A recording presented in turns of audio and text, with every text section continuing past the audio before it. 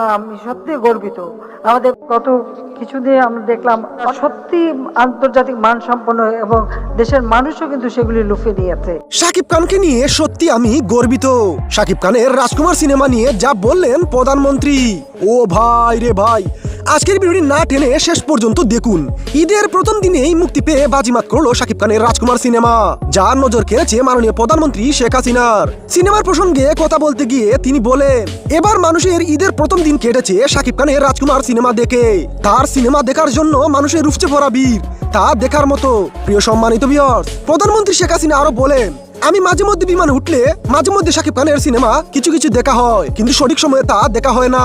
আমি চাই শাকিব খানের সিনেমা দেশের গণ্ডি পেরিয়ে দেশের সুনাম ধরে রাখুক। শাকিব খানকে নিয়ে সত্যি আমি গর্বিত, সে আমাদের দেশের একটা রত্ন। ভাই রে ভাই, প্রধানমন্ত্রীর মুখে শাকিব খানের এমন প্রশংসা শুনে গর্বিত সাকিবিয়ান ভক্তরা। তাই প্রিয় সম্মানিত ভিউয়ার্স, শাকিব খানকে নিয়ে প্রধানমন্ত্রীর কথাগুলো আপনার কেমন লেগেছে? লাইক কমেন্ট শেয়ার করে জানিয়ে দিন আপনার মতামত।